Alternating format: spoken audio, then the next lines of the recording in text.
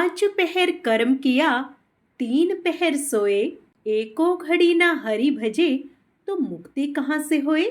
जय श्री हरि। विष्णु भगवान की जय। आप सभी का मेरे YouTube चैनल भक्ति सागर में पुनः स्वागत है। हम अपने चैनल पर पूरे आषाढ़ मास में प्रतिदिन के महात्म्य डालकर भगवान श्री हरि के चरणों को नमन करेंगे। आप सभी इस श्रृंखला में हमारे साथ रहें। आषाढ़ मास में भगवान विष्णु की भक्ति से ऐसे ही निरंतर जुड़े रहने के लिए कृपया चैनल को सब्सक्राइब अवश्य कर लें। वीडियो यदि पसंद आए तो लाइक एंड शेयर भी किया करें। पुनः भगवान विष्णु का मन में स्मरण करते हुए व भगवान श्री हरि व माँ लक्ष्मी के चरणों में वंदन करते हुए शुरू करते हैं आज का अपना वीडियो। एक बार पुरी में भगवान जगन्नाथ मंदिर के बगल में एक ब्राह्मण रहता था। वह हर दिन मंदिर में पानी भरता था, लेकिन कभी भगवान के दर्शन के लिए अंदर नहीं जाता था। जब किसी ने उससे पूछा कि वह कभी मंदिर में क्यों नहीं जाता, तो उसने जवाब दिया कि चूंकि भगवान बगल में हैं, इसलिए वह कभी भी जा सकता है।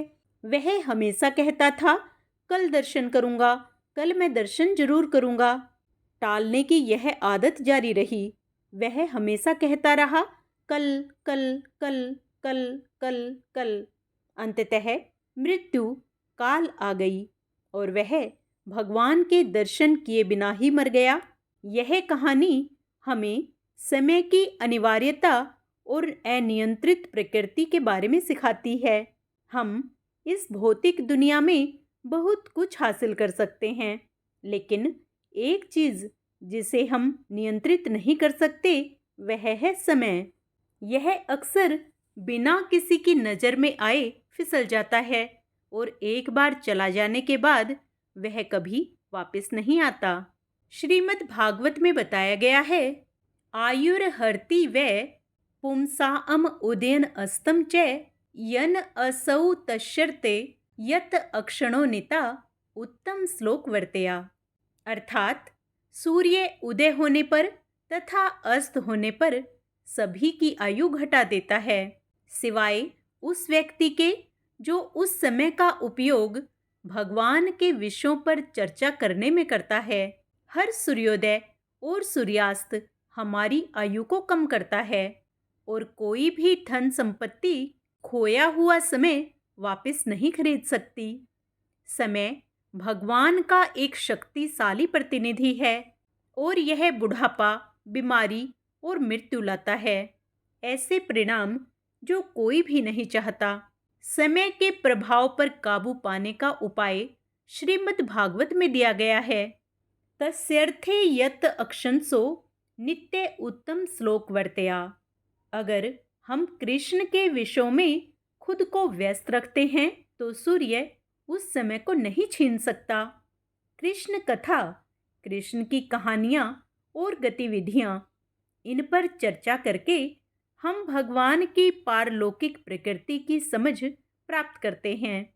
यह ज्ञान हमें कृष्ण के साथ शाश्वत आध्यात्मिक जीवन की ओर ले जाता है। भगवत गीता में श्री कृष्ण कहते हैं, जन्म कर्म च मे दिव्यम एवं यो वेति तत्वतः त्यक्त्वा देहम पुनः जन्म नैति माम एति सो अर्जुन। हे अर्जुन, जो व्यक्ति मेरे स्वरूप और कर्मों की दिव्य प्रकृति को जानता है, वह शरीर त्यागने के बाद इस भौतिक संसार में पुनः जन्म नहीं लेता, अपितु मेरे शाश्वत धाम को प्राप्त करता है। चैतन्य महाप्रभु ने कलयुग में भक्ति और मुक्ति का मार्ग दिखाते हुए आनंददायक प्रक्रिया प्रदान की है। काली काले नाम रूपे कृष्ण अवतार नाम है सर्व जगत निस्तारा। इस कलयुग में भगवान का पवित्र नाम हरे कृष्ण महामंत्र भगवान कृष्ण का अवतार है। पवित्र नाम का जाप करने मात्र से ही व्यक्ति सीधे भगवान से जुड़ जाता है। जो कोई भी ऐसा करता है उसे अवश्य ही मुक्ति मिलती है। अपनी आध्यात्मिक साधना में विलंब न करें। वर्तमान क्षण का उपयोग भक्ति गतिविधियों में संलग्न होने के लिए करें। कृष्ण के बारे में चर्चा करने और सुनने में व्यस्त रहें। यह आध्यात्मिक जुड़ाव सुनिश्चित करता है कि आपका समय अच्छी तरह से व्यतीत हो और समय के प्रभाव में बर्बाद न हो। हरे कृष्ण महामंत्र का जाप भगवान से जुड़ने और मुक्ति पाने का सीधा रास्ता है। पड़ोसी ब्राह्मण की कहानी हमें समय की बहुमूल्यता और अपनी आध्यात्मिक साधना को स्थगित न करने के महत्व की याद दिलाती है। कृष्ण कथा में शामिल होकर और पवित्र नामों का जाप करके हम समय की सीमाओं को पार कर सकते हैं और अपने शाश्वत आध्यात्मिक भविष्य को सुरक्षित कर सकते हैं। आइए हम अपने समय का उपयोग भक्ति में करने तथा अपनी आध्यात्मिक साधना में कभी विलंब न करने की बुद्धि के लिए प्रभु से प्रार्थना करें। हे परम प्रभु, हमें अपना समय आपकी सेवा में बुद्धिमानी से उपयोग करने के लिए मार्गदर्शन करें। आपकी महिमा पर चर्चा करने और आपके पवित्र नामों का जाप करने में हमारी सहायता करें, ताकि हम समय के प्रभावों पर विजय पा सकें और आपके साथ अनंत जीवन प्राप्त कर सकें। जय श्री हरि। आइए आषाढ़ मास का आगे का महात्म्य स्मरण करते हैं। हमने सुना है कि दीति के कश्यप जी के वीर्य से परम दुर्जय हिरण्यकशिपु और हिरण्याक्ष नामक 2 पुत्र तथा सिंहिका नाम की एक कन्या हुई, जो विप्रचिति को ब्याही गई। हिरण्याकशिपु के अति तेजस्वी और महापराक्रमी अनुहल्द, हाद, बुद्धिमान प्रहलाद और सहलाद नामक 4 पुत्र हुए, जो दैत्य वंश को बढ़ाने वाले थे। हे महाभाग, उनमें प्रहलाद जी सर्वत्र समदर्शी और जितेंद्रिय थे, जिन्होंने श्री विष्णु भगवान की परम भक्ति का वर्णन किया था, जिनको दैत्य राजा द्वारा दीप्त किए हुए अग्नि ने उनके सर्वांग में व्याप्त होकर भी हृदय में वासुदेव भगवान के स्थित रहने से नहीं जला पाई। जिन महाबुद्धिमान के पास बद्ध होकर समुद्र के जल में पड़े पड़े इधर उधर हिलने डुलने से सारी पृथ्वी हिलने लगी थी, जिनका पर्वत के समान कठोर शरीर भगवत चित्त रहने के कारण दैत्यराज के चलाए हुए अस्त्र शस्त्रों से भी छिन्न भिन्न नहीं हुआ। दैत्यराज द्वारा प्रेरित विषाग्नि से प्रज्वलित मुख वाले सर्प भी जिन महातेजस्वी का अंत नहीं कर सके, जिन्होंने भगवत स्मरण रूपी कवच धारण किए रहने के कारण पुरुषोत्तम भगवान का स्मरण करते हुए पत्थरों की मार पड़ने पर भी अपने प्राणों को नहीं छोड़ा। स्वर्ग निवासी दैत्यपति द्वारा ऊपर से गिराए जाने पर जिन महामती को पृथ्वी ने पास जाकर बीच में ही अपनी गोद में धारण कर लिया, चित्त में श्री मधुसूदन भगवान के स्थित रहने से दैत्यराज का नियुक्त किया हुआ सबका शोषण करने वाला वायु जिनके शरीर से लगने से शांत हो गया। दैत्येंद्र द्वारा आक्रमण के लिए नियुक्त उन्मत्त दिग्गजों के दांत जिनके वक्ष स्थल में लगने से टूट गए और उनका सारा मद चूर्ण हो गया। पूर्व काल में दैत्यराज के पुरोहितों की उत्पन्न की हुई कृत्या भी जिन गोविंदासक्त चित्त भक्तराज के अंत का कारण नहीं हो सकी, जिनके ऊपर प्रयुक्त की हुई अति मायावी सांभरासुर की हजारों मायाएं श्री कृष्ण चंद्र के चक्र से व्यर्थ हो गई। जिन मतिमान ने दैत्यराज के रसोइयों के लाए हुए हलाहल विष को निर्विकार भाव से पचा लिया, जो इस संसार में समस्त प्राणियों के प्रति समान चित्त और अपने समान ही दूसरों के लिए भी परम प्रेम युक्त थे, और जो परम धर्मात्मा महापुरुष शल्य एवं शौर्य आदि गुणों की खानी तथा समस्त साधु पुरुषों के लिए उपमा स्वरूप हुए थे। श्री मैत्रेय जी बोले, आपने महात्मा मनुपुत्रों के वंशों का वर्णन किया और यह भी बताया कि इस जगत के सनातन कारण भगवान विष्णु ही हैं। किंतु भगवन, आपने जो कहा कि दैत्य श्रेष्ठ प्रहलाद जी को न तो अग्नि से भस्म किया, न ही उन्होंने अस्त्र शस्त्रों से आघात किए जाने पर ही अपने प्राणों को छोड़ा, तथा पाशबद्ध होकर समुद्र के जल में पड़े रहने पर उनके हिलते डुलते हुए अंगों से आहत होकर पृथ्वी डगमगाने लगी और शरीर पर पत्थरों की बौछार पड़ने पर भी वे नहीं मरे। इस प्रकार जिन महाबुद्धिमान का आपने बहुत ही महात्म्य वर्णन किया है, हे मुने, जिन अति तेजस्वी महात्मा के ऐसे चरित्र हैं, मैं उन परम विष्णु भक्त का अतुलित प्रभाव सुनना चाहता हूँ। हे मुनिवर, वे तो बड़े ही धर्मपरायण थे, फिर दैत्यों ने उन्हें क्यों अस्त्र शस्त्रों से पीड़ित किया और क्यों समुद्र के जल में डाला? उन्होंने किस लिए उन्हें पर्वतों से दबाया?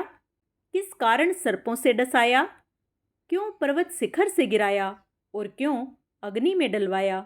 उन महादैत्यों ने उन्हें दिग्गजों के दांतों से क्यों कटवाया और क्यों सर्प शोधक वायु को उनके लिए नियुक्त किया? हे मुने, उन पर दैत्य गुरुओं ने किस लिए कृत्या का प्रयोग किया और सांभरासुर ने क्यों अपने सहस्त्रों मायाओं का वार किया? उन महात्मा को मारने के लिए दैत्य राज के रसोइयों ने, जिसे वे महाबुद्धिमान पचा गए थे, ऐसा हलाहल विष क्यों दिया? हे महाभाग, महात्मा प्रहलाद का यह संपूर्ण चरित्र, जो उनके महान महात्म्य का सूचक है, मैं सुनना चाहता हूँ। यदि दैत्यगण उन्हें नहीं मार सके तो इसका मुझे कोई आश्चर्य नहीं है, क्योंकि जिसका मन अनन्य भाव से भगवान विष्णु में लगा हुआ है, उसको भला कौन मार सकता है? आश्चर्य तो इसी का है कि जो नित्य धर्मपरायण और भगवद आराधना में तत्पर रहते थे, उनसे उनके ही कुल में उत्पन्न हुए दैत्यों ने ऐसा अति दुष्कर्म द्वेष क्यों किया? क्योंकि ऐसे समदर्शी और धर्म भीरु पुरुषों से तो किसी का भी द्वेष होना अत्यंत कठिन है। उन धर्मात्मा महाभाग मत्सरहीन विष्णु भक्त को दैत्यों ने किस कारण से इतना कष्ट दिया, सो आप मुझसे कहिए। महान लोग तो ऐसे गुण संपन्न साधु पुरुषों के विपक्षी होने पर भी उन पर किसी प्रकार का प्रहार नहीं करते, फिर सौ पक्ष में होने पर तो कहना ही क्या है। इसलिए हे मुनि श्रेष्ठ, यह संपूर्ण वृत्तांत विस्तार पूर्वक वर्णन कीजिए। मैं उन दैत्यराज का संपूर्ण चरित्र सुनना चाहता हूँ। श्री पाराशर जी बोले, हे मैत्रेय, उन सर्वदा उदारचित परम बुद्धिमान महात्मा प्रहलाद का चरित्र तुम ध्यान पूर्वक स्मरण करो। पूर्व काल में दीति के पुत्र महाबली हिरण्याकश्यपु ने ब्रह्मा जी के वर से गर्वयुक्त होकर संपूर्ण त्रिलोकी को अपने वशीभूत कर लिया था। यह दैत्य इंद्र पद का भोग करता था। वह महान असुर स्वयं ही सूर्य, वायु, अग्नि, वरुण और चंद्रमा बना हुआ था। वह स्वयं ही कुबेर और यमराज भी था और वह असुर स्वयं ही संपूर्ण यज्ञ भागों को भोगता था। हे मुनि सुत्तम, उसके भय से देवगण स्वर्ग को छोड़कर मनुष्य शरीर धारण कर भूमंडल में विचरने लगे थे। इस प्रकार संपूर्ण त्रिलोकी को जीतकर त्रिभुवन के वैभव से गर्वित हुआ और गंधर्वों से अपनी स्तुति सुनता हुआ वह अपने अभिष्ट भोगों को भोगता था। जय श्री हरि। आज का अध्याय यही समाप्त होता है। आगे का अध्याय हम अपने कल के वीडियो में करेंगे। पूर्ण पुण्य लाभ प्राप्त करने के लिए आप उसे भी अवश्य श्रवण करें। आइए अब विष्णु चालीसा का पाठ करते हैं। विष्णु सुनिए विनय, सेवक की चितलाए, कीरत कुछ वर्णन करूं, दीजिए ज्ञान बताए। नमो विष्णु भगवान खरारी, कष्ट न सावने अखिल बिहारी। प्रबल जगत में शक्ति तुम्हारी, त्रिभुवन फैल रही उजियारी। सुंदर रूप मनोहर सूरत, सरल स्वभाव मोहिनी मूरत। तन पर पीतांबर अति सोहत, बैजंती माला मन मोहत। शंख चक्र कर गदा विराजे, देखत दैत्य असुर दल भाजे। सत्य धर्म मद लोभ न गाजे, काम क्रोध मद लोभ न छाजे। संत भक्त सज्जन मन रंजन, धनुज असुर दुष्टन दल गंजन। सुख उपजाए कष्ट सब भंजन, दोष मिटाए करत जन सज्जन। पाप काट भव सिंधु उतारण, कष्ट नाश कर भक्त उबारण। करत अनेक रूप प्रभु धारण, केवल आप भक्ति के कारण। धरणी धेनु बन तुम्ही पुकारा, तब तुम रूप राम का धारा। भारे उतारे असुर दल मारा, रावण आदिक को संहारा। आप वाराह रूप बनाया, हिरणाक्ष को मार गिराया। धर्म तस्य तन सिंधु बनाया, 14 रत्नन को निकलवाया। अमिलख असुर ने द्वंद मचाया, रूप मोहिनी आप दिखाया। देवन को अमृत पान कराया, असुरन को छवि से बहलाया। वेदन को जब असुर डुबाया, कर प्रबंध उन्हें ढूंढवाया। मोहित बनकर खल ही नचाया, उस ही कर से भस्म कराया। असुर जलंधर अति बलदाई, शंकर से उन कीन्ह लड़ाई। हार पार शिव सकल बनाई, कीन सती से छल खल जाई। सुमिरन कीन तुम्हें शिवरानी, बतलाई सब विपत कहानी। तब तुम बने मुनीश्वर ज्ञानी, वृंदा की सब सूरति भुलानी। देखत 3 धनुज सैतानी, वृंदा आए तुम्हें लपटानी। हो स्पर्श धर्म क्षति मानी, हना असुर उर शिव सैतानी। कूर्म रूप धर सिंधु मझाया, मंद्राचल गिरि तुरंत उठाया। शंकर का तुम फंद छुड़ाया, भस्मासुर को रूप दिखाया। तुमने ध्रुव प्रहलाद उबारे, हिरणाकुश आदिक खल मारे। गणिका और अजामिल तारे, बहुत भक्त भव सिंधु उतारे। हरहु सकल संताप हमारे, कृपया करहु हरि सिरजनहारे। देखहूँ मैं निज दर्श तुम्हारे, दीन बंधु भक्तन हितकारे। चाहता आपका सेवक दर्शन, करहु दया अपनी मधुसूदन। जानो नहीं योग्य जब पूजन, होए यज्ञ स्तुति अनुमोदन। सील दया संतोष सुलक्षण, विदित नहीं व्रत बोध विलक्षण। करहूँ आप किस विधि पूजन, कुमति विलोक होत दुख भीषण। करहूँ प्रणाम कौन विधि सुमिरन, कौन भांति मैं करहूँ समर्पण। सुर मुनि करत सदा सेवकाई, हर्षित रहत परम गति पाई। दीन दुखिन पर सदा सहाई, निज जन जान लेव अपनाई। पाप दोष संताप नशाओ, भव बंधन से मुक्त कराओ। सुत संपत्ति दे सुख उपजाओ, निज चरणन का दास बनाओ। निगम सदा ये विनय सुनावे, पढ़े सुने जो जन सुख पावे। इति श्री विष्णु चालीसा।